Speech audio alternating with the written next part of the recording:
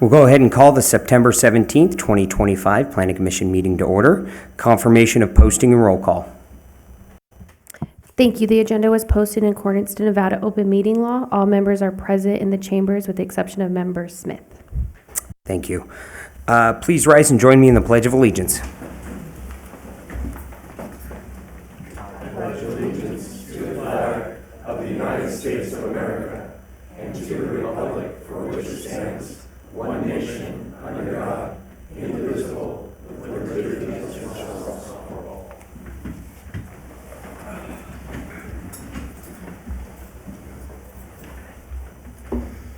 We'll go ahead and open up our initial public comment. Any public comment during this portion of the agenda must be limited to matters on the agenda for action. Anyone wishing to be heard during the initial public comment. Folks may also call in at 702-589-9629.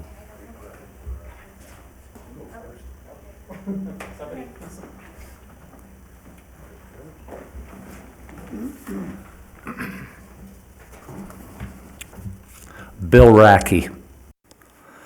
Says to print your name on a sign-in sheet, but there isn't one. I want to speak on agenda item 2, and this has to do with Boulder 350. I'm hoping that what I'm about to say can be included under this agenda item. I observed the desire of the City Council to pass by a 5-0 vote even, the Shane Patton Memorial, to recognize him as a fallen soldier from Boulder City. And I also observed no recognition in this town of other war heroes who have died serving our country from Boulder City. Does anyone up there or in the audience know of any name other than Commons and Patton who gave their lives from Boulder City? Well, I have a list of 17 names. And the first one is from World War II. And he died. He was a pilot. And he's our first soldier that ever died from Boulder City. His name is Leonard C. Nicholson, November the 26th, 1942. We had a total of... Hey, Bill, I don't want to interrupt. The relevance to the track 350, the tentative map? Naming of streets. Fantastic. Thank you, sir. Okay. So we've had 2 from Vietnam War, 0 from the Korean War, obviously none from World War I. The rest have all been from World War II. Some are buried at the Boulder City Cemetery. Some graduated from Boulder City High School. Some worked in Boulder City and lived there when they went off to war to serve our country. I have a list of all these names, 17 of them. And I would like to see if we can come up with something for the street names with these names. I have a list of 11 street names. One is called Silver Shield Court. I looked it up on the internet, the best I could find. Alexander the Great had an elite troop group called the Silver Shield. What it applies to for us in this country, I don't know. I looked up High Salute Court. The best I could find out, it's a paint, a brand of, a type of paint, a color. And I saw it from Pittsburgh Paint. Some of these are very genetic names like Hero Ridge, Liberty Court, Old Glory, Noble, Victory Wave. You know, I mean, they're great, but they don't really get to what the gist of Liberty Park or whatever Liberty Development is. But these names have been forgotten in our town. We don't even think of them. No, like I said, no one can really tell us what the names of the 2 people from the Vietnam War were named, but they're both buried down at the cemetery, both of them. Both of them graduated from Boulder City, and we don't recognize them. And I just thought maybe we could name some of the streets after these people. And at the very least, maybe this, what I'm saying, could be something that could start something in this town for recognition of these names if it's chosen not to pick them as street names. That's what I have to say. Thank you very much. Thank you. Anyone else wishing to be heard during this initial public comment period?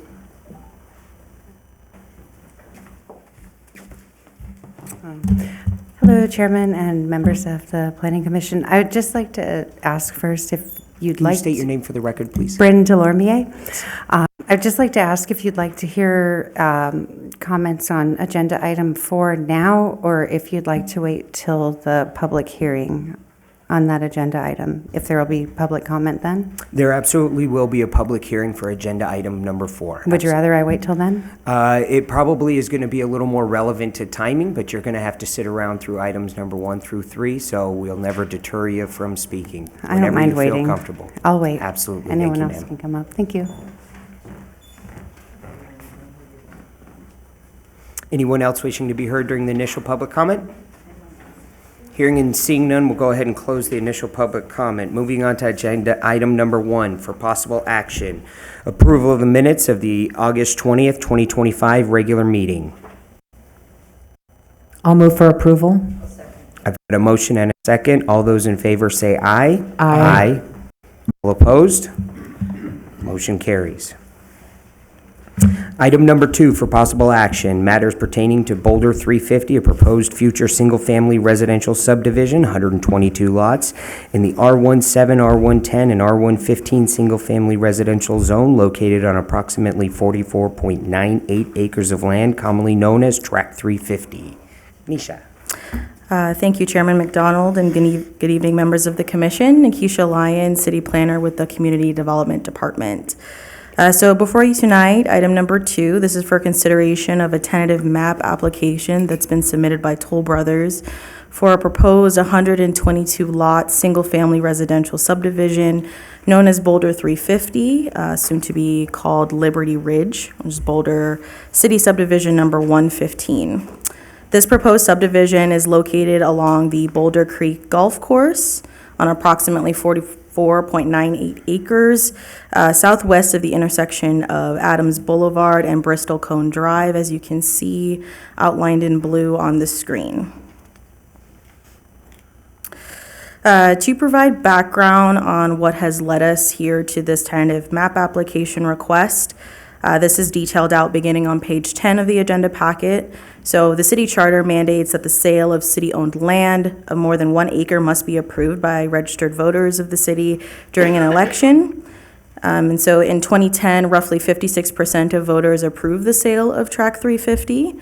And in order to permit residential development, the city council then rezoned the property in 2015 from C2 General Commercial, S Study Zone, and Government Park, GP, to its current designations of R17, R110, and R115. In 2016, the subject property was removed from the redevelopment agency area, and the city proceeded with requests for proposals for the development of the property. At that time, no responses from developers were received. So in 2021, the city again prepared a request for proposal for the subject property, and 3 developers at that time responded. So a special city council meeting was held in which those 3 developers presented their proposals for consideration. And based on these presentations and discussions, the city council selected Toll Brothers as the future developer of Tract 350. That same year, 63% of voters approved a pair of ballot questions. This is to allocate the use of the proceeds from the sale of the property, with 10% of the funds to go towards funding capital improvements solely related to public safety, and then the remaining 90% of the proceeds would go to fund a new aquatic facility to replace the city's aging and deteriorating public pool. In early 2022, Toll Brothers held a neighborhood meeting to present their proposal to area residents and then to also receive feedback from the residents. And so in response to the feedback they received, they revised their conceptual plans and they presented 3 different options to the city council in 2023. And the city council approved option 3, which required the developer to use the existing zoning and the density for the project that was assigned. Additionally, at that time, the city council authorized the appraisal of the tract. Then into mid-2024, the city entered into a land sales agreement with Toll Brothers to sell the property to them for the development of the proposed subdivision that is before you tonight. And earlier this year, Toll Brothers began their initial land entitlement process, so submitting the necessary development application. So that includes variances, a parcel map, tentative map, subdivision exception requests, and then the development allotment application. And in July of this year, Toll Brothers held another neighborhood meeting to present the final design of the proposed subdivision and the housing designs to area residents and to answer any questions that they had. And as a follow-up, Toll Brothers also sent a FAQ mailer last week to area residents regarding the information that was discussed at that meeting, and that is included in the agenda packet on page 57. So moving on to the variance requests that we've received. So the first was for reduced front setbacks. That was denied by the commission. And so the developer redesigned all of their housing plans to comply with the required 20-foot front setback. And then the second request was for reduced lot widths on 2 specific lots. And this was approved by the commission at our meeting last month.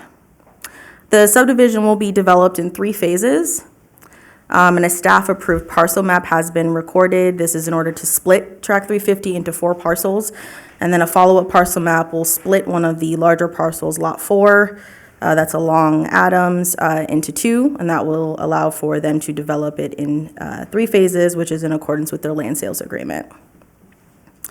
Regarding the tentative map before you tonight, so the applicant again is requesting 122 single-family lots with 8 common element lots.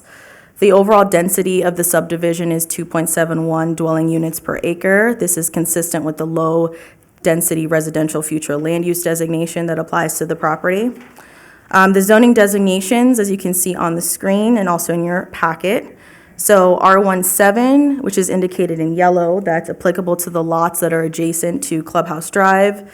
R110 is indicated in the light blue color, which are lots that are near Clubhouse Drive, adjacent to the golf course, and then lots adjacent to Bristlecone Drive and Adams Boulevard. And then R115 lots that are indicated in purple. These are the lots along the majority of the Boulder Creek Golf Course. The proposed lots, they are in compliance with the applicable standards of the R17, R110, and R115 zones, and all lot areas and widths are met or exceed the requirements of the applicable zoning districts unless otherwise approved by variance V-25-685 for the reduced lot widths applicable to lots 101 and 116. The subdivision will be developed in 3 phases, as previously stated and as represented on the screen. Phase 1, which is outlined in blue, it's roughly 20 acres and contains 55 lots. This phase includes a mix of the R17, R110, and R115 zone lots and has 2 private parks in the area that is south of Clubhouse Drive.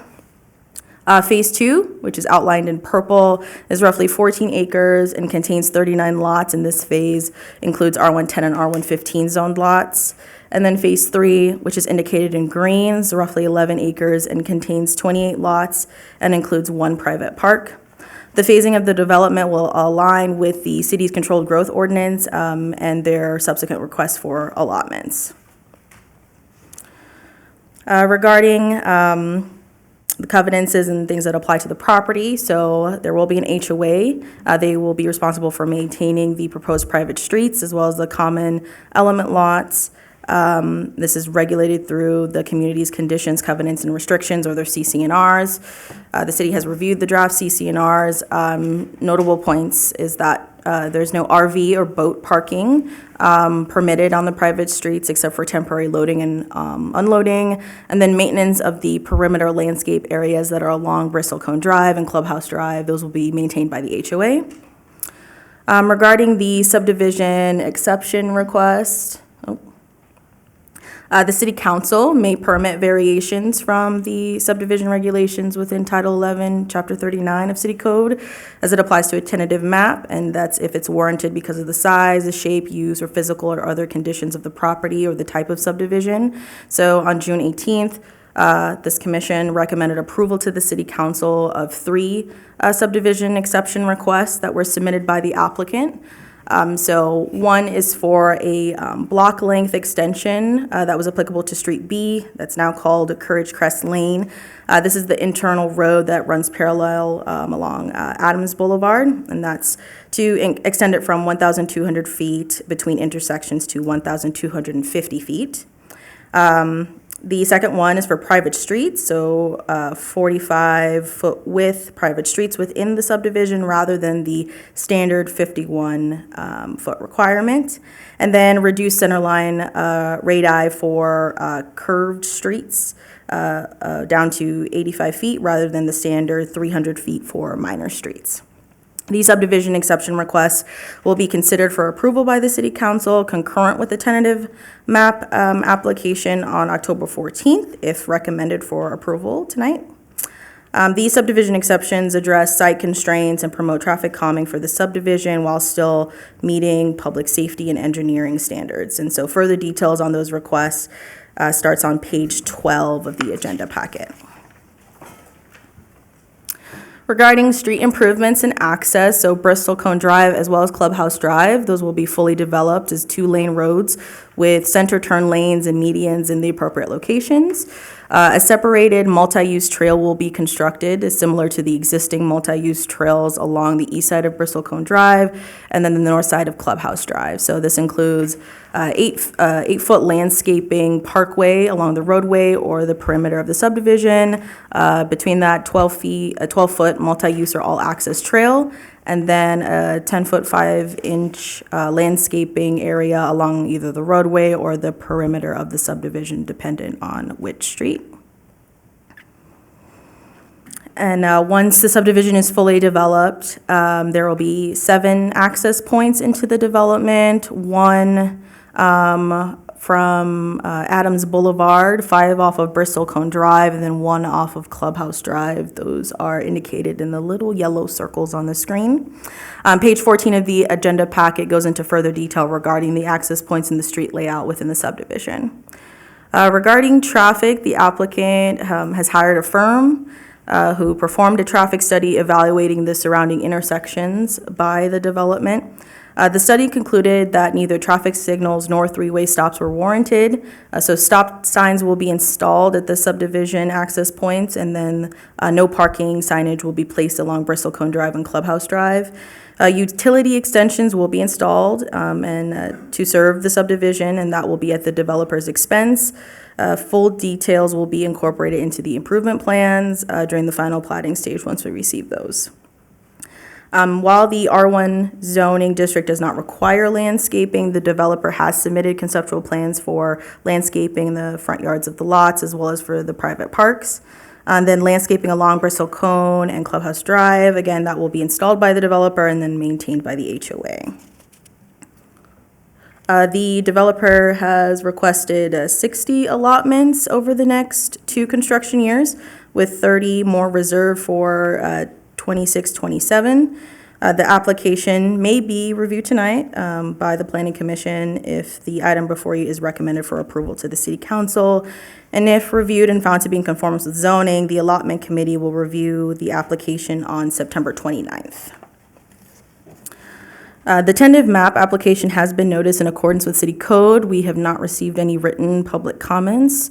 After approval of the tentative map by the City Council, the applicant will move forward with purchasing Phase 1 from the city, and then begin grading the entire property in accordance with the land sales agreement. A final map as well as improvement plans for Phase 1 will then be submitted shortly after. The subdivision improvement plans, offsite improvements, and the final map for Phase 1 must be approved prior to the start of construction. So the request before the commission tonight is to conduct the public hearing and consider the tentative map application and make a motion to either recommend approval or denial of Resolution 1270 based on the findings regarding compliance with the subdivision regulations of City Code, compatibility with existing developments in the vicinity in compliance with the applicable R1 zoning requirements. Staff are available for any questions that the commission may have. We also have staff from our Public Works Department that can answer any questions in regards to streets and access points and traffic items. And then the applicant and their representatives are also here tonight, and they can answer any questions that you may have. Thank you. Thank you. I'll kick us off with questions. The green space, I know that it's been adjusted from the original tentative map, the communal parks there. Do we have a ratio of what it is for the acreage developable space in comparison to something like Storybook? Yeah, that's a great question. So for this development, in total, they have 0.56 acres of private park space. And then again, the acreage for the full site is 44.98 acres and 122 lots. So that would equal to about 200 square foot of park space per lot. The intention of the private parks are to be close to the R17 and the R110 lots that are much smaller than the R115, but I will let the applicant elaborate on that a little bit more. And then in regards to Boulder Hills Estate, so Storybook, that was 30.63 acres and 127 lots. These were zoned R17 and R110. They have 1.29 acres of private parks, so that would equal to 442 square feet of park space per lot within that development.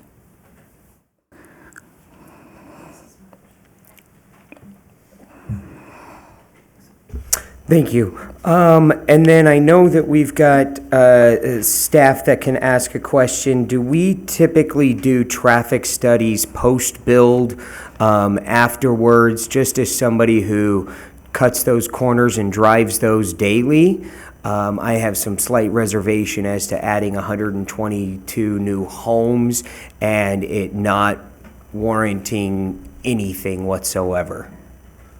Okay, I'll probably ask our Public Works representatives, either a city engineer, to answer that question. Hi, I'm Jim Keene, your city engineer. No, we do not normally do an after-the-fact traffic study. Okay, perfect. Thank you so much. Any other questions of staff? I know we're going to ask the applicant to come forward and have questions. None? All right, we'll ask the applicant to come forward.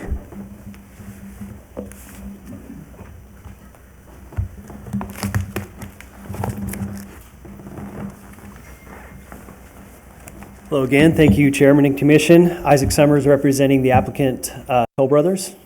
I know we've kind of looked through this before, so I think if you have any questions, we can jump right into those and hopefully provide some answers for you.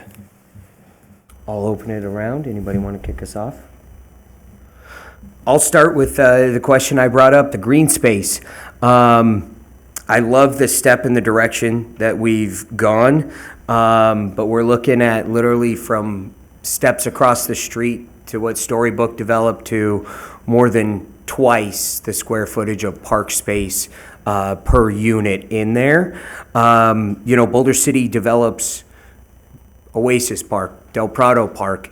They do have larger green space. I know that you are up against an obscure shaped lot, but I would challenge you to find more green space if we could. That's my comment.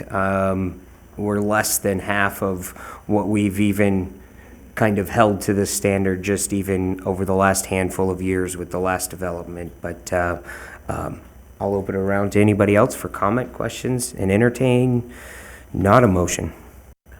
I just want to comment on your comment with respect to the green space. I mean, it's always great to have green space in a development, but the city has no development standards for that. If the city wanted more green space, it should have gone out in the RFP stating, out of this many acres, we want this much green space. We're now at the final step for this developer, and we, as a planning commission, number one, it's not our role to do that. And number two, we're well beyond that point. So, I mean, yes, who doesn't want green space? But we're way past that point. Yes, but when building an RFP, I've been told that we don't put it down into the weeds and want a 57-page RFP where we're going to tell someone exactly which curb that they want because it can be addressed at a planning commission meeting later on, and there's always other steps within the process. I completely agree that we are not the forum or the entity to deny something based on the park space, but at the same time, we are the entity to challenge and say, why not add more green space? That's in line with what Boulder City is. I don't think that it's going to warrant a no vote from myself on that, but at the same time, it is not in line with all the other developments historically throughout Boulder City.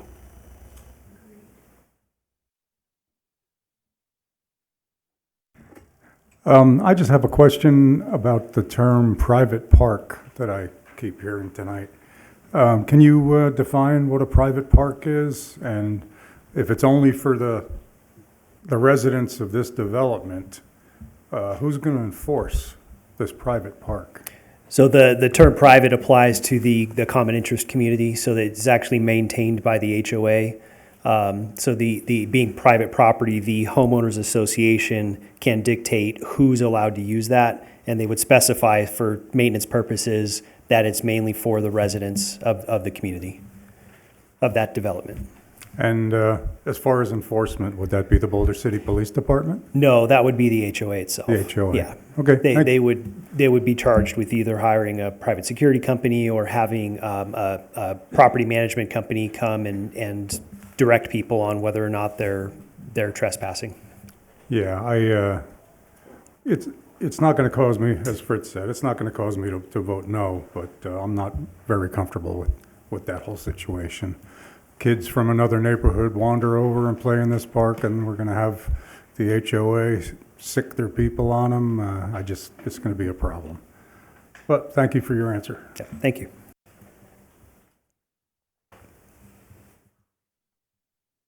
Any other questions for the applicant? Beautiful. Thank you so much for your time. Thank Really you very much. appreciate it.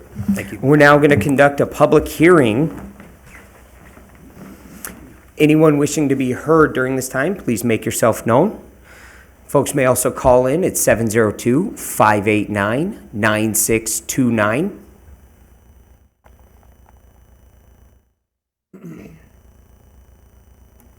Hearing and seeing none, we'll go ahead and conclude this public hearing. We'll bring it around to the dais. I'll entertain a motion. I'll move for approval of resolution number 1270 based on findings. I've got a motion and a second. All those in favor say aye. Aye. All those opposed? Motion carries. Moving on to item number 3 for possible action, AFDA-25-199, Toll South LV LLC, Boulder 350, BC number 115. Zoning review of the application for 30 residential allotments, each of construction year 2024 to 2025 and 25 to 26 on 30 reservations for construction year 26 to 27 pursuant to Title 11 of Chapter 41 of City Code. Thank you, Chairman McDonald. For the record, Nikisha Lyon, City Planner. So this item is for the Commission's review for zoning conformance for their development allotment application submitted by Toll Brothers for Boulder 350, soon to be called Liberty Ridge. Again, this is a proposed 122-lot single-family residential subdivision located at the southwest corner of Adams Boulevard and Bristol Cole Drive, as you can see again on the screen. So the applicant, Toll Brothers, they've requested 30 residential allotments for construction years 24, 25, and 25, 26, so that's 60 in total, and then 30 reservations for construction year 26, 27. And this is pursuant to the city's controlled growth ordinance. So as just discussed and considered in agenda item number 2, the tentative map is in substantial conformance with the subdivision regulations, zoning requirements, and compatibility standards of city code, and has been recommended for approval to the city council by the commission. Development allotments will be requested in phases. This is consistent with city code. As no more than 30 allotments may be awarded in a construction year to a single development, and no more than 90 allotments and reservations can be awarded to a single development at one time. So as shown on page 62 of the agenda packet, as well as on the screen, phase 1 will begin with 30 allotments in construction year 24-25, and then the remaining 25 for the 55 lots that they will be developing will be in 25-26, and then the reservations for 26-27 will become available for conversion to actual allotments after July 1st of 2026. Phases 2 and 3 will follow with staggered allotments through construction year 28-29. So it's important to note that allotments do expire after 1 year if building permits are not issued. Expired allotments are reissued in the current construction year. And then the proposed schedule is subject to city council approval and may be adjusted accordingly as we move throughout this process. Again, the property is zoned R17, R110, and R115, and the applicant proposes 10 base floor plans with varied elevations as summarized beginning on page 63 of the agenda packet. Again, 2 lots in the R110 zone. They don't meet the minimum width requirements, and so therefore this commission did approve a variance at last month's meeting to allow for reduced widths of 70 feet to be applicable to those 2 lots. With that approval, the proposed housing plans all comply with zoning standards. As also shown on the screen, the allotment request is for construction year 24-25 and 25-26. So far, the city has issued 27 allotments for 24-25, and then 6 allotments for 25-26, and we have not issued any reservations for 26-27.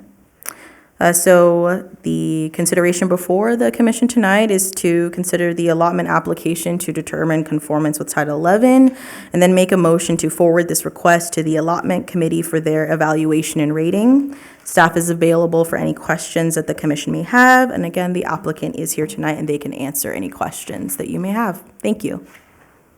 Thank you. I will open it up. Anyone got any questions for staff to kick us off? Yes, go ahead. Nikisha, when do the 2024-2025 allotments expire? So they would expire a year after being approved by the city council, so in October, when that may go. So they're able to still get those because of when they applied for. I see. Yes. Okay. Thank you. Yep. Within that same world, question as to it expiring before them asking for a permit. What is that triggering point for them to request a permit, building permit, so that it satisfies that allotment? At what point in the process? Are you asking when the permit would be issued relative to the allotment? Yes. So when the city council approves the allotments, that's when the clock starts. They have to have been issued a permit to that allotment. If a year has gone by and they haven't received a building permit for that allotment, it goes away. What I'm saying is, what triggers the company Toll Brothers to request that permitting? Is it if they're going to drive a tractor on it and start any sort of flattening? Are they going to want a buyer's agreement in place before they do anything?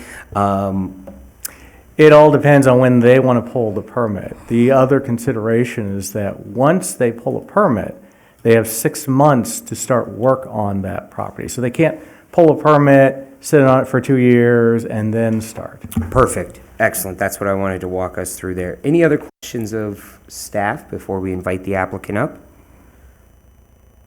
Perfect. To save us time, does anyone have any questions of the applicant? As much as we love seeing you up here, I'll save you the walk.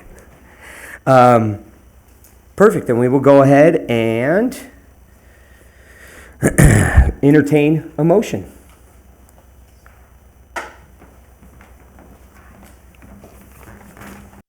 I'll move to forward AFDA 25199 to the allotment committee. I've got a motion and a second. All those in favor say aye. Aye. All those opposed? Motion carries. Moving on, item number 4 for possible action. Matters pertaining to approximately .45 acres located at 849 Nevada Way. Nikisha Lyon, City Planner for the record. So this agenda item is for consideration of a variance application for 849 Nevada Way. This is to permit a total of 3 freestanding advertising structures with a minimum separation distance ranging from 25 feet to 63 feet, dependent on where they're located between each proposed advertising structure, whereas City Code only allows 1 freestanding advertising structure per each street frontage and requires a minimum separation distance of 100 feet between each of those structures. So as shown on the screen, the property is located at the southeast corner of the intersection of Elm Street and Nevada Way. The subject property is Zone C2, which is our general commercial zone, and it is not located within the historic district. The applicant and property owner, Pink Box Donuts, they are redeveloping the existing building and the site for a retail donut shop. Chapter 24 of Title 11 provides the regulations that apply to signage on private property, which apply to this site. And as previously stated, the signage for uses not located in a shopping center, a maximum of 1 advertising structure may be placed along each street frontage, and for those properties with more than 1 street frontage that desire to install 1 advertising structure along each street frontage, the structure shall be separated by at least 100 feet. Wall signs are also allowed. That is up to 15% of the square footage of the primary building facade. So as you can see on the screen, there are 2 existing freestanding advertising structures that are already located there from the previous use. These will be removed upon redevelopment of the subject property. And the applicant is proposing 2 wall signs and 3 freestanding signs. These are the 2 wall signs that they are proposing. Both of these signs do conform with the applicable standards of Title 11, Chapter 24. However, the 3 advertising structures that are proposed exceed the amount of freestanding signs that are allowed. They all face Nevada Way, and they do not meet the minimum spacing requirements. So these proposed signs are a freestanding Pink Box, a Boulder City donut sign, a freestanding Pinky character sign, and then a freestanding Pooh character sign. The minimum distance between the proposed advertising structures, this ranges from 25 feet to 63 feet, again, dependent on the location of the structure, as you can see on the screen. So based on these circumstances, since these freestanding signs do not meet the applicable provisions, a variance application must be considered and approved by the Planning Commission prior to the review and approval of a building permit as it relates to these signs. City Code sets forth the criteria that must be met in order for a variance to be granted, and findings must be provided for all 5 of the criterion for the variance to be approved. And failure to meet any one of those criterion, that is sufficient enough reason for denial of the request. So a detailed overview of the applicant's justification and staff's analysis based on the criteria, that's provided on page 123 of the agenda packet. To summarize, their justification states that Pink Box requires identification and branding that optimizes their presence as they reuse and reimagine the existing building that has an awkward fascia overhang. So the proposed signage, specifically Pinky and Pooh, this allows for a design that incorporates this fascia overhang in a playful manner, as these characters essentially appear to be holding up the fascia of the building, which you can see in the renderings on the screen as well as in your packet. There's another one. There you go. So Pinky, Pooh, and the donut sign, these are beloved by children and are iconic visuals of the brand. Their justification states that their signage, branding, and their various design elements are similar to Fox's Barbecue. And they emphasize that their removal of the existing signage in the public right-of-way and non-conforming signs is a reasonable design aesthetic solution that is beneficial to the community. The proposed variance is not harmful to the public or other properties, and if approved, it will add fun and enjoyment to the vicinity. The proposed variance is also not contrary to the city's comprehensive plan, nor will it set a precedent. So based on this information and staff's review, we offer tonight 2 options to the commission regarding the requested variance that begins on page 125 of the agenda packet. So the first consideration is for conditional approval of the variance as all of the criteria are met. The unique building design is similar to some of the existing commercial buildings along Nevada Way. However, reuse of this existing building with a fascia overhang element does present design limitations in which the applicant is attempting to balance with their proposed branding elements. Though the substantial property right to display signage is not denied to the subject property, the placement of these signs as proposed allows the applicant to obtain the branding and the design style that they're seeking through a deviation from city code. The granting of this variance will not be materially detrimental to the public welfare or injurious to the property or improvements in such vicinity and zone in which the property is located, and will not adversely affect the comprehensive plan and will not set a precedent. As conditions related to this approval, installation of the signs will need to comply with all requirements of the Building Division and Public Works Department. And then approval of the variance is based on the plans that are submitted before you tonight, and it doesn't apply to any deviations if the scope of the variance is to be expanded beyond what is shown. The second consideration is for denial of the variance as criterion A and B are not met. For criterion A, there are no exceptional or extraordinary circumstances applicable to the property or its intended use that do not apply generally to other commercially zoned properties or classes of uses in the area or the C2 zone. So the signage provisions within Chapter 24 of Title 11, this applies to subject property, that apply to the subject property also apply in the same manner as other commercially zoned properties that are along Nevada Way, other commercial uses in the area, as well as others in the C2 zoning district. There are several motels and retail properties along Nevada Way, some that have a similar kind of overhang, fascia, or awning style architectural elements that are similar to what is on the building, such as the adjacent property that's at 833 Nevada Way, and then Star Mortuary that's at 900 Nevada Way, and all of these were able to conform to city code. Utilization of the existing building that may present some design limitations, which hinders the applicant's ability to balance certain architectural elements that they are proposing with their branding. However, the applicant can redesign their proposed signage to comply to the quantity as well as the minimum spacing standards for freestanding advertising structures. For criterion B, the substantial property right to display signage is not denied to the subject property. As previously stated, the applicant can redesign the proposed signage to conform to city standards without limiting their branding capabilities. In regards to approving a variance, the commission has the option to approve the request in whole or in part, and may associate conditions or modifications to the request. This variance has been noticed in accordance with city code. We have received one written public comment that expressed opposition to the variance. So the request before the commission tonight is to conduct the public hearing, consider the variance, and to make a motion to either conditionally approve or deny the request based on staff's findings. Staff is available for any questions that the commission may have, and the applicant is in attendance tonight, and they can answer any questions that you may have. Thank you. Thank you. I will open it up to the dais. Questions for staff?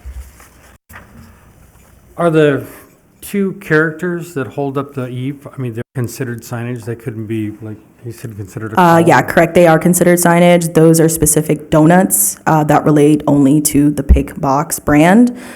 So that is advertising their particular product. And it is not attached to the building, so I want to make sure that's also known as well. So like Southwest Diner with the truck on the side of it, is that considered signage too? Great question. How we've interpreted signage before, and there's a distinction between signage and art. So when you have elements of a mural or a truck that specifically advertise that business, that's considered signage, whereas the rest of that feature is not. It's considered art. So that's how we made that distinction over time. For example, if you have a mural that shows a historic photo, and a portion of that photo references the business in question, then we counted the area where that image of the business as signage, but the rest of it wasn't. So the Southwest Diner truck, they just have it there for art, and it says, I don't know if it just says Southwest on the side of the truck or not, but these don't say pink box on them anywhere. It's just a character. Right, it's a character Art. unique to Pink Box. Pink box is art. Yeah, we define it as signage. Okay. So you're saying because this is part of their formal corporate brand, it's considered signage, but Correct. you can just, if you're a regular business, you can just throw something on the property and call it art, even to advertise? Well, again, is it tied to the business? We have murals throughout the downtown that do not have any reference whatsoever to the adjacent business. That's considered art. I'm sorry, can I, is the code, so it's really subjective whether or not it's art or is it based on if it's a corporation, it's a sign, and if it's privately owned and they don't have a brand per se, it's art? Is it subjective? Is it staff-driven of who decides if it's art or signage? So the interpretation is through our department. And again, using the standard that if the characters or the symbolism is uniquely attributable to that business, let's take McDonald's arch. Somebody could argue that's art, but no, when people see that McDonald's arch, they know that's McDonald's, so that's advertising. But if you have... But I don't look at this poo emoji. I mean, it's literally a symbol inside my Apple phone, and Peak Box isn't worldwide. It's a poop emoji. It is characters uniquely attributable to Pink Box. Yes, That's they why have they're- two specific donuts that are in this shape. So what about the pig at Fox's Barbecue? That's specific to Fox Barbecue's logo. Yeah, I have to go back and look at the permits that were issued, but I know that everything that was submitted for them complied with our sign code. Is it because you decided that was art, or you decided that was part of the signage? I, again, have to go back and look at specifically. I can actually clear that up since they made that direct comparison. So there's a pig on the side that's like cut apart. That was interpreted as art. While the logo on the front, that is the pig, that is actually a part of their branding and a part of their company. So that was a sign. Question. Does copyright related to the art or branding come into play at all in the decision-making? Certainly, if a business has copyrighted a certain image, that's attributable to their branding, and that would be considered signage. Just like McDonald's copyrights the arch. So do we know if either of these items are under any copyright protection? We can have the applicant answer that question. Okay, we can wait. Thank you. Nikisha, just as a follow-up, this, I had the same question as Commissioner Rudd with the respect to the signage. I did not know that those two structures would be considered signage. But with that being said, is our code and how it's interpreted, is it consistent with other codes as far as what's signage, what is art, and also like the distance between them and how many signs are allowed on a property? I'm not aware as far as the minimum distance. However, how we interpret it, what is art and what is signage, that is very consistent across other jurisdictions. Any other questions for staff before we invite the applicant up? Thank you. At this time, we'll ask the applicant to come forward.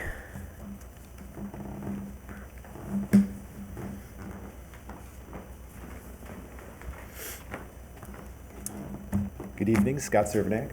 Nice to meet you. Open this up.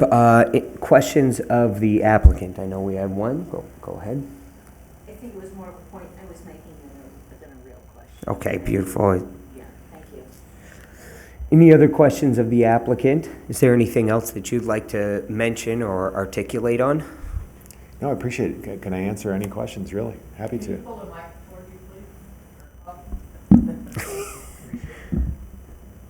That better? Happy to answer any questions you have. Would you happen to know offhand, I know it was asked, but is that donut and that shape trademarked with your company? You know what? No one's ever asked me that question, but we're checking right now. I'm pretty sure that those are copyright elements. Okay, absolutely. Thank you very much. And if you do get notice, please let us know. But otherwise, I appreciate you coming forward, and we will hold our public hearing. Thank you much. Thank you.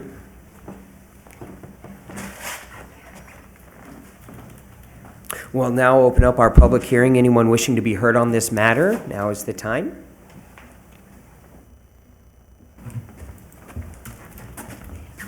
Thank you.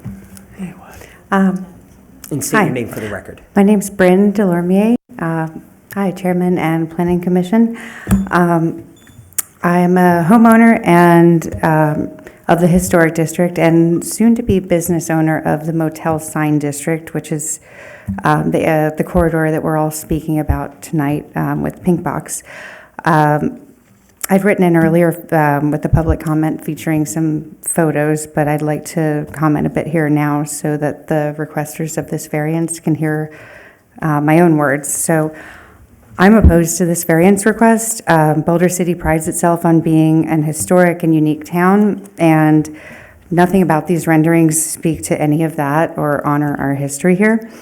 The Motel Sign District consists primarily of buildings featuring a unique architecture style called Googie, and I think some other people later can speak more about that. But in short, it's postmodern, it's futuristic, it's influenced by the car culture of that era. It has elements of the atomic era, of the space era, which were all popular from the late 1940s through the early 1970s. Examples along the Motel Sign District are the Nevada Inn sign, the Southwest Diner sign, and the El Rancho Boulder sign, Motel sign, which actually toppled in a storm, I think in maybe 2008 or 2009. And the owners went to such lengths to restore it. They worked with the Yesco Sign Company to bring that sign back. So we will soon be restoring the Flamingo Inn, so you'll be seeing a lot more of me up here soon. We close on September 30th, or I should say we hope to be restoring it in an historic manner, which is why this agenda item is so important to me. Like those of you who have lived here for a long time know how long that building has been blighted. And to attempt to restore it in an historic manner, you know how many times it's changed hands. It's not easy. So that is to say, we don't take this lightly. We've met with city council, we've met with city staff, we've met with local business owners, we've met with hopeful local business owners, we've met with residents to try to gauge the pulse of the town for this particular Motel Sign District, which I think we've done for our own project, and we've asked about Pink Box by way of that. Like I said, we close on September 30th. We tried to get in touch with Pink Box themselves. I've not been successful to date. We'd love to talk to them, but to have a building so out of character for this district is upsetting to us, throwing our entire life savings at it. So that's why we're here tonight. It's diametrically opposed to our own goals, trying to breathe life back into this district, the Motel Sign District, to try to keep it historic. And, I'm sorry. So we do believe, in short, with some modifications to their design, if they look up the Googie architecture style, it actually aligns with their goals. They'd be able to keep their corporate branding. It would be a lot more in line with the motel sign district's design aesthetics, and it wouldn't stick out like a sore thumb. So we urge you to reject this variance request, and we urge them to get in touch with us. So thank you very much. Sorry I went over my time. I tried. Thank you. Thank you. Anyone else wishing to be heard on this matter? And we do have one on the line. Fantastic. We'll pick them up next. My name is David Hancock. I live at 557 Elm Street. I wake up every morning and see this building that's going to be, that's on the topic. And I also agree that perhaps this design isn't quite fitting for the area. My friends and I are big fans of the vintage signage up and down Nevada Way. I'm a big fan of the Googie style. The classic Googie style is most notable in the Welcome to Las Vegas sign down on the Strip.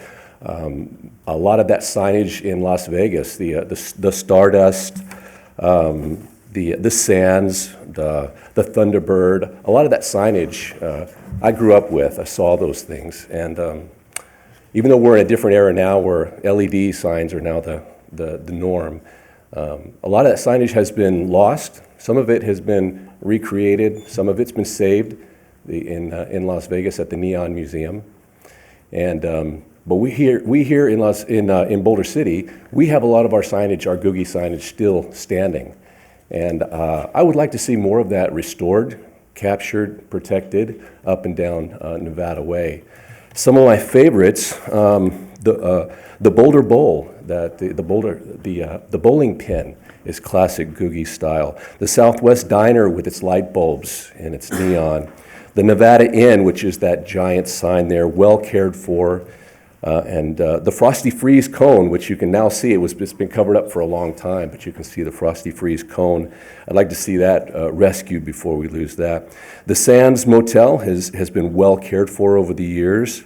The Boulder City Inn has recreated the Googie style. It's a brand new sign, but they did a really good job in recreating that Googie style. The El Rancho Boulder, a perfectly preserved sign in beautiful shape. Boulder City Electric spent a lot of money in the building that they're in now rescuing that neon clock that's been there for a long time. And I talked to the owner of that clock. I really congratulated him on saving that clock that was there. And of course, the old Flamingo Inn, which may soon become owned by my friends back here, and they're considering putting up a Googie style sign there. But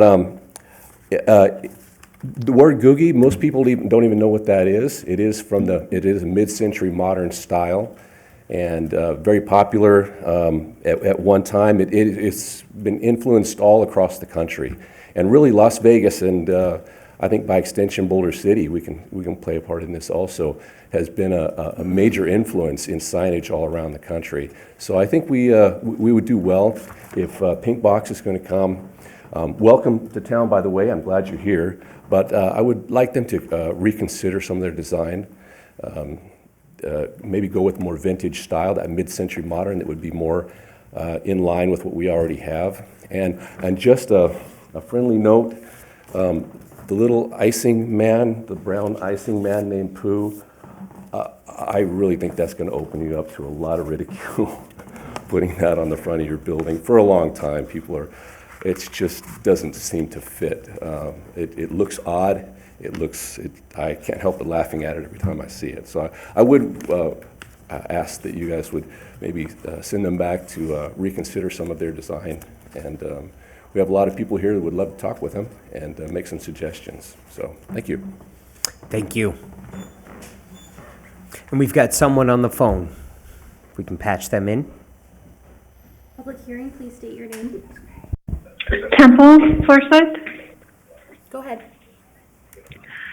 Yeah, I spent a lot of years growing up here in Boulder City, and I live here now, and I just really don't think that we need any more shit in Boulder City.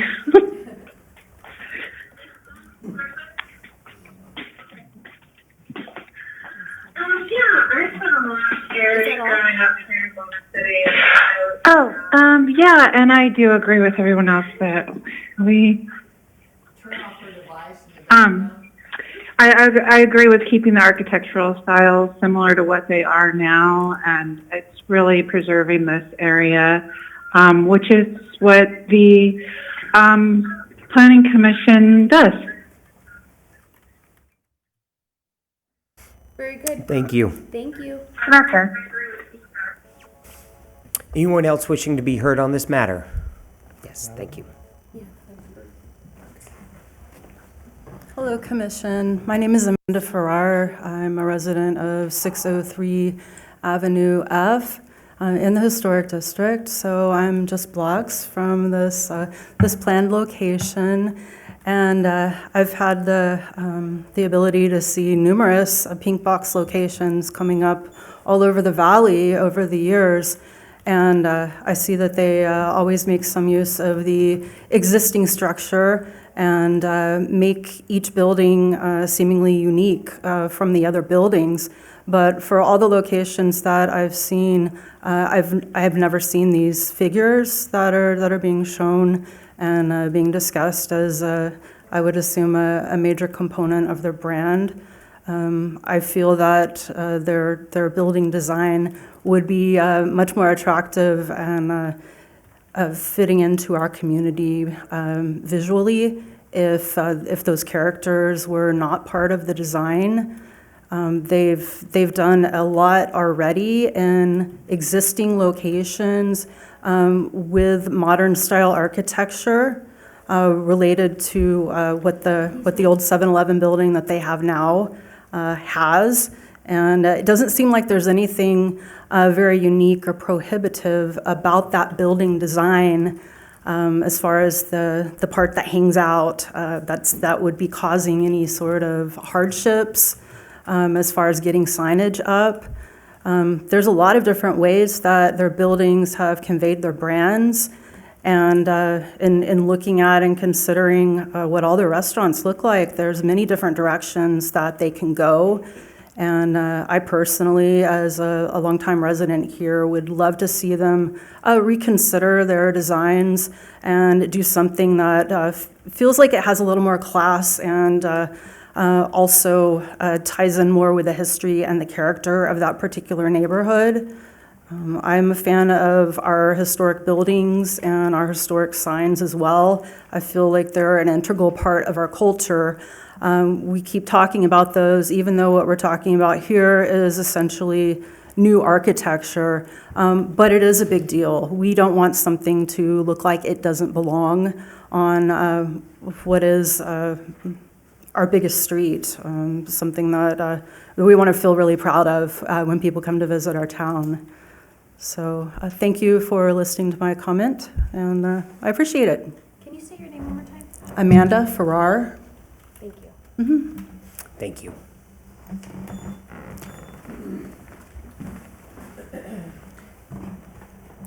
Hello, my name is Aaron Meadow. I own Boulder City Electric. I've been responsible for the restoration of a lot of old signs in town, and I've done a lot of work in town since I've been here. I also have a building at 1500 Boulder City Parkway, which we plan on restoring. We've already restored the clock that you heard earlier, but in addition to that, we're going to be restoring the whole facade of the building into a 50s theme. I do feel very strongly that the city wants that as a moving forward direction. The 50s theme and the themes that you were hearing about earlier, I think is a very important attribute. I'm not against what Pink Box is trying to do. I think it's great that they've restored, or they're looking to restore a building. I think we can also acknowledge that it is a pretty basic box, if you will, and it does need some pizzazz to get people's attention. I would hope that that pizzazz that they're seeking doesn't have to be these emojis. I think my 6-year-old would laugh and think, that's really cute, but I think that everybody else maybe doesn't think it's cute. I know they've had some resistance, so I've heard through the building department, and I don't know if this is any type of retaliation for that, and so they haven't had it at their other properties. It just feels a little like a slap in the face, in my opinion. So I would hope that they maybe would reconsider not doing these emojis or doing a different variation of the emoji, because I think that it could be really cool. It just feels offensive, and I just don't feel like it's the right town for that type of thing inside or outside of the building. And if they had one of those inside, I think that they could potentially get the same reaction because their presence is known. Big pink box. They have a following. I think they're going to get business no matter what. I don't think that the additional need for that huge emoji is necessary for Boulder City. Thank you. Thank you. And we've got someone on the line. Public hearing, please state your name. Denise Michaels. Go ahead. Go ahead. Hi. I just wanted to make a couple of comments here as a BC resident. I'm grateful that somebody has gone out to purchase the Flamingo Inn Motel and is excited about restoring it in a historical manner, in a historical way. And I feel like their vision and for their project should be considered for the Pink Box location, given that whole area, and might just kick off some nice renovations there. It sounds like the owners of the Flamingo Inn have some good suggestions for Pink Box, and it would be nice to see them collaborate with each other and see if there could be something that could be agreed upon that would continue to encourage and continue the enthusiasts of the Gucci style. And it would be great if, like I said, if those two could get together. And my final comment, I am not a fan of the poop signage. Thank you. Thank you. Anyone else wishing to be heard? With each other and see if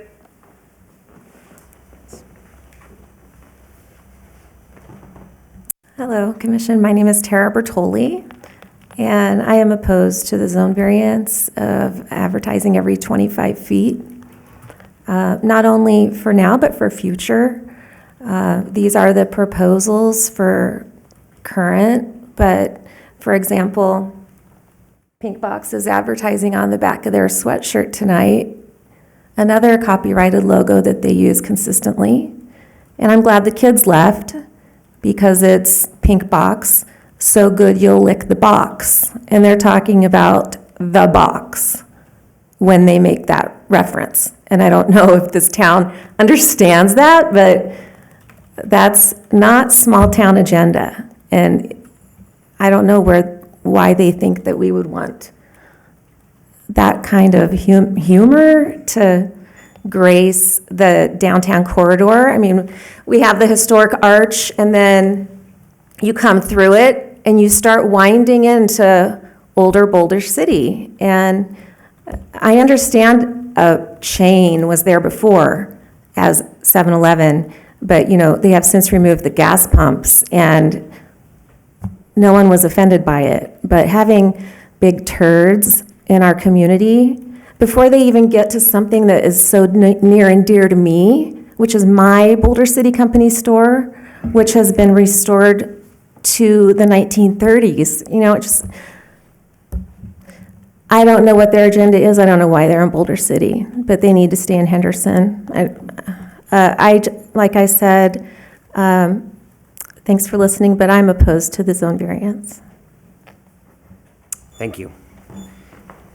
Anyone else wishing to be heard? We've got one on the phone. Public hearing, please state your name. I don't know what they're doing. Hello? I don't know why they're Hi, can you please state your name? Michael Copeland. I'm sorry. Oh, and can you please shut off the computer in the background? Sure. Okay, go ahead. My name is Michael Copeland. I've got a couple of concerns and issues with Pink Box and the Siegel Company to begin with. One of my big questions is this just a facade, or is this actually a movement of them trying to actually establish their business here? Or are they just trying to continue to dangle carrots to just continue to amuse the residents and show, hey, we're coming, similar to how they were bringing in the truck? I don't feel like they actually have intentions of actually ever building on this property or developing it. The Siegel Company has a reputation of purchasing properties and then remaining abandoned for many years. One of those properties is on North Las Vegas Boulevard in Cheyenne that has been abandoned for easily 3 years, with similar signs out front stating that they were going to be building soon or that it was coming soon. And there's many, many more of those throughout the valley. Another concern is that they also recently purchased more property in Boulder City, and I fear that they have hopes of also purchasing some of the hotels and motels in the valley. As this is the other side Sir, of their we've got to company, keep our and they comments offer weekly on the rates agenda and item also long-term itself. Residents. I don't know if that's necessarily. agenda item? Sir, we've got to keep our comments on the agenda item for the sign variance itself.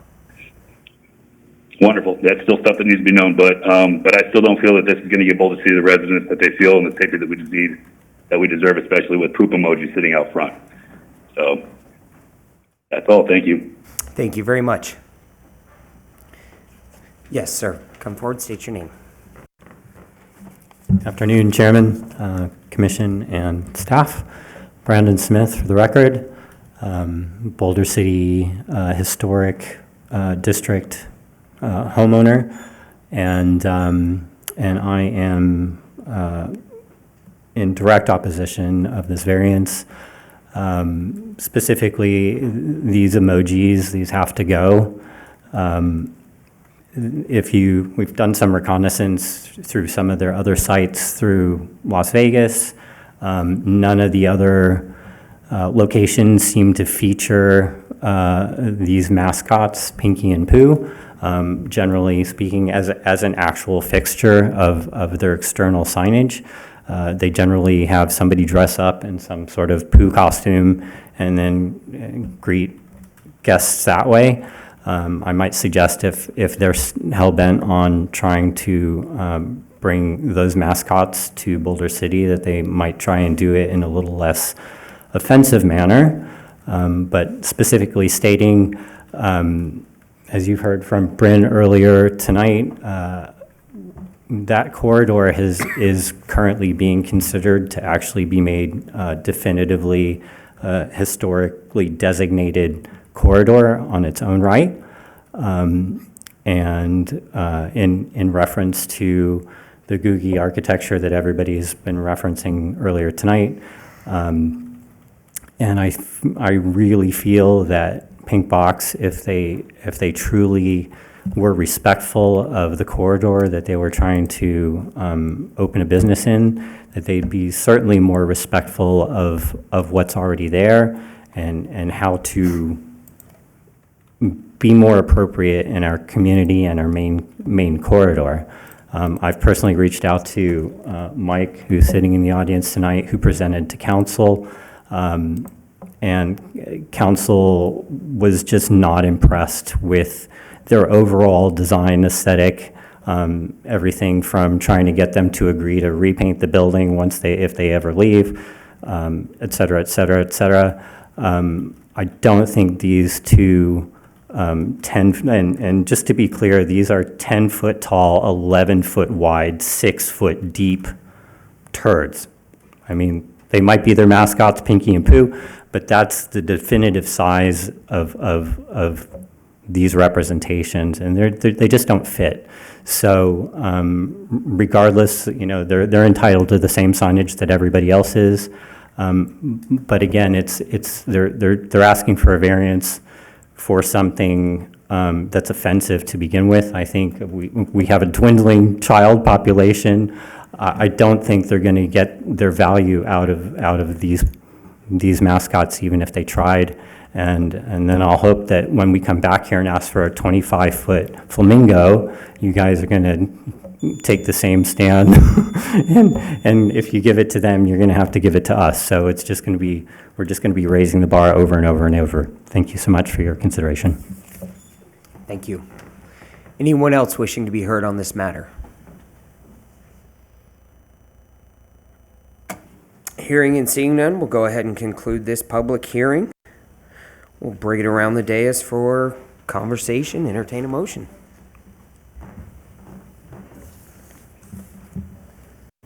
Nikisha, just as a point of clarification, I know most people know this, but other than size requirements for signage, there are no design requirements or standards even along the corridor, correct? Yeah, that's correct. Though it's located in the motel sign district, that's just says the type of signs that are permissible or non-permissible, but it doesn't give any specific direction to the design of those signs. Right. So with that being said, I just want to, for the public to be clear that unless the city develops design standards along the corridor, people are going to do what they've done on other properties because it's already been developed. What the city has done is put in a sign program for the RDA that encourages people, if they have a historic sign, there's a 50% reimbursement in RDA. I just want to point out that there's no requirement for anybody along that corridor to make signs historic, and until the city changes the code, there's always going to be those comments and concerns. Thank you. Any other questions? We'll invite the applicant up if there was any other questions that we had following anything else in public comment. Nope. Thank you. We'll save you a trip there. And we can do this a couple of different ways. If we want to take individual signs, if we want to take it as a whole, and if we want to address the quantity and the distance all as one or separate. I mean, I think we need to stick to what our laws are, so I'm going to move to deny V25-686 based on the findings of the staff report. I'll second. I've got a motion and a second to deny. All those in favor of denial say aye. Aye. All those opposed denial? Motion is denied. Moving on to item number 5 for possible action, matters pertaining to approximately .14 acres located at 648 Utah Street. Thank you, Chairman McDonald. Nikisha Lyon again for the record. So this item is for consideration of a variance application for 648 Utah Street. This is to permit a 6-foot fence in the required front yard, whereas city code requires a maximum height of 4 feet. So as shown on the screen, 648 Utah Street, it's located west of the intersection of Avenue L, Utah Street, and New Mexico Street. The property is zoned R17, single-family residential zone, and it is not located within the historic district. Earlier this summer, the city received a code enforcement complaint regarding a chain link fence in excess of the maximum height requirement on this property. Upon further inspection, the city noted that the pre-existing 4-foot fence was raised in height to 7 feet, which does not meet the applicable zoning regulations. So, the existing fence is indicated by the green dots. So that was raised from 4 feet to 7 feet, and then a portion was extended essentially on the eastern side property line that's indicated in yellow. So they extended the fence, and then that is also 7 feet. These improvements did not receive a building permit, so none was ever applied for. A notice of violation ordered to correct was sent to the property owner, who contacted our department regarding options to remedy nonconformance with city standards. Staff provided information regarding the building permit process in which the property owner decided to go ahead and apply for, as well as within that process request an administrative variance for staff review and approval. So city code does allow an administrative variance specific to a residential fence not to exceed 6 feet in overall height within the required front yard if the requested adjustment eliminates an unnecessary inconvenience to the applicant as it relates to topography of the property and will not have an adverse impact on the health, safety, and general welfare of the surrounding property owners and the general public. The applicant applied for this, and this was denied by staff, as we found that not all of the conditions were met. The applicant indicates that the requested adjustment is intended to resolve topography issues, at the connection of the current chain link fence and a cinder block wall that's on that eastern boundary indicated in yellow. However, the topography of the subject property is relatively flat, so increasing the height of the existing fence does not appear to address any discernible topography concerns. So upon denial of the administrative variance, the applicant sought the next option, which is a variance to be considered by the Planning Commission. So city code sets forth the criteria that must be met in order for a variance to be granted, and findings must be provided for all 5 of the criterion for it to be approved, and failure to meet any one of the criterion that is sufficient enough reason for denial of a variance. So a detailed overview of the applicant's justification and staff's analysis based on the criteria that is provided on page 149 of the agenda packet. Just to briefly summarize, their justification states that the proposed increased height is to help to ensure that they will not have any conflicts between their dogs and any other dogs that are walking or running on the street. Their dogs are very friendly, and they've attempted to jump over the current 4-foot fence to interact with other dogs along Utah Street. Additionally, there is a gap between the cinder block fence that's along the eastern side lot line and the chain link fence. And their neighbor plans to remove their front yard fence in the future, and that's going to basically exacerbate the issue that they're currently having. The applicant also includes that his sister lives at the home and that a higher fence would provide an additional sense of security. Their justification states that the request will not be detrimental to public welfare or harmful to the property or improvements in the vicinity. As well as the zone, and the granting of such variance will not be contrary to the comprehensive plan nor set a precedence. The applicant states that they plan on planting a specific species of a flowering vine that would be along the fence, which would slow water flow due to its root system, and that tends to thrive at higher heights for the fence to grow along. For the vine to grow along. So that also is a part of their justification. So based on the information and staff's review, we have 2 options that we offer to the commission tonight. That begins on page 151 of the agenda packet. So the first consideration is for conditional approval of the variance as all of the criteria are met. The concern of animal safety, site-specific fence gaps, and anticipated adjoining property changes do not generally apply to other property or classes of use in the same vicinity and zone. Though the ability to have a fence is not denied to the subject property itself, these are unique circumstances that limit the applicant's ability to enjoy the same level of safety, privacy, and security afforded to other properties in the same vicinity and zone who may have a fence in their front yard that is 6 feet in height or more. The city has considered similar variances to this that is noted on page 153 of the agenda packet. And granting of such variance, again, will not be materially detrimental to public welfare or injurious to the property or improvements in such vicinity and zone in which the property is located, will not be contrary to the comprehensive plan, and will not set a precedence. As a condition, approval of the variance is based on the plans that are submitted before you tonight and do not apply to deviations in the scope of the variance if it's expanded beyond what is shown. The second consideration is for denial of the variance as criterion A, B, and E are not met. So for criterion A, there are no exceptional or extraordinary circumstances or conditions that apply to the property or its intended use that do not apply generally to other property or classes of use in the same vicinity and zone. So while the property owner has expressed concerns with animal safety, site-specific fence gaps, and the anticipated adjoining property changes that may impact their property, these are personal concerns regarding pet containment and household security, rather than resulting from unforeseen or unavoidable constraints. These issues are not unique to the subject property, but are common considerations for residential properties citywide. Many properties and homeowners in the same residential zone may also have dogs or other common household animals, fencing gaps, as well as security concerns, yet they are able to comply with the 4-foot fence height requirement. The possibility of a neighboring fence being removed is speculative, and it doesn't create a condition inherent to the actual property itself.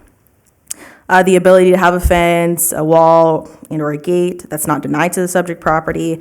The property currently enjoys the same right as all others in the vicinity to install a fence up to the maximum permitted height like they had before. A variance to exceed the height requirements, not necessarily to ensure use or enjoyment of a substantial property right, as other properties with similar conditions remain subject to and function within that same limitation. So personal preference for enhanced security or pet containment, again, does not establish denial of a substantial property right. So a fence, gate, wall, conforming to the city standards that can be developed on the subject property.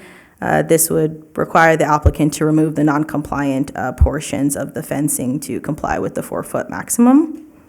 And the allowance of this requested variance would set a precedent for a general or reoccurring pattern as to formulate a general regulation. So the applicant's justification, pet containment, fencing gaps, and a desire for additional security. Again, these are not unique or unusual circumstances that are just limited to this property. So as previously stated, these are general conditions that are commonly experienced by residential properties throughout the city.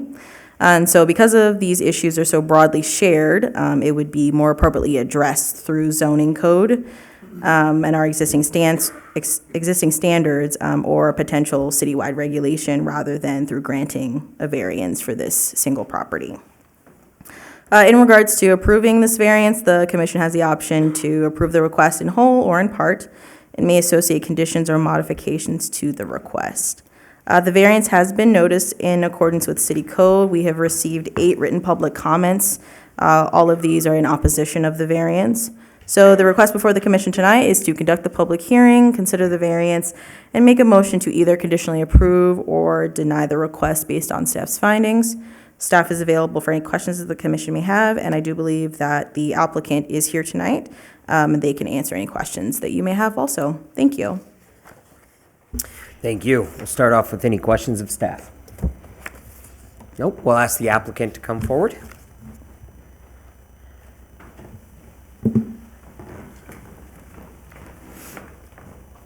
Hello. Hi. Would you mind stating your name for the record? Yeah, my name's Nathan Claus. Thank you. Any questions for the applicant? Absolutely. Can I make? Yes, a absolutely, comment? please. Okay. I saw. Sure. Yeah. I just wanted to communicate. I saw when the pictures of the current fence came up, there were a couple members of the planning commission who looked like they were making snide remarks. I just wanted to communicate that what the fence looks like right now is not what my final vision is. I'm not a builder by trade, and so I've been trying to design and do it myself. And within the chain of what happened is I misread the planning code. I acknowledge that. I thought 6-foot fences were permitted within this area because I have 3 neighbors in the area who have the 6-foot fence. And so I started building, and I also just misread the code on that. I actually didn't stop because the city provided notice of an issue. It was actually my neighbor, Bob, who's here tonight, who explained the situation. That's when I went down to the city and turned myself in and said, hey, I want to rectify the situation. And so I just want to communicate that I'm not just some crazy person that's trying to rip apart the Boulder City Code. I genuinely believe that this is a unique situation. And more importantly, I'm trying to do this based off of what my neighbors communicated with his goal for the fence in the long term. And so I'm hoping to make a harmonious situation. So thank you. Thank you. We'll now hold our public hearing. Anyone wishing to speak on this matter may come forward, please. And state your name for the record, please. My name is Johanna Decker. I am the neighbor.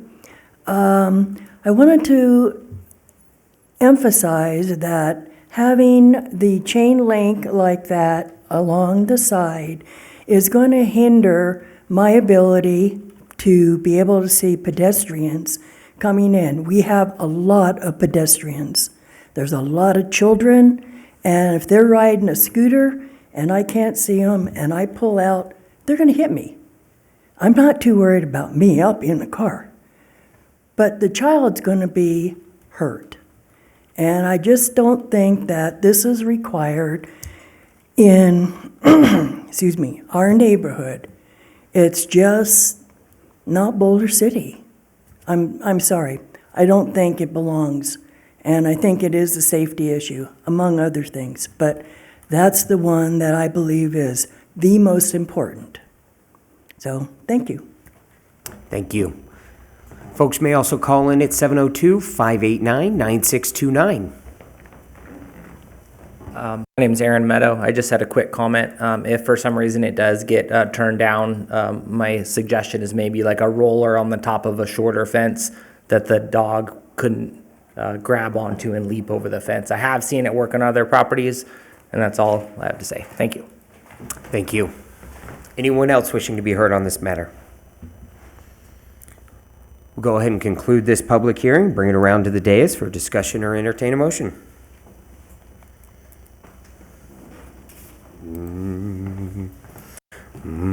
I move for denial of V25689. I'll second that. I've got a motion and a second for denial. All those in favor of denial say aye. Aye. All those opposed denial? Motion is denied. Monthly progress report.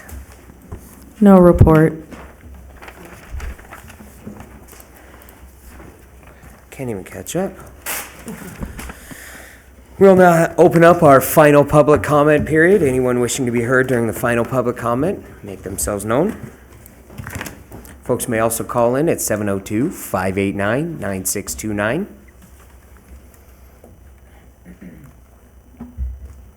Hearing and seeing none, we'll go ahead and conclude the final public comment period. Meeting adjourned.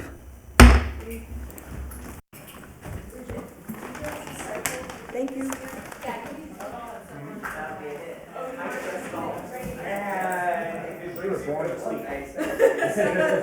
You got a good one, huh, man?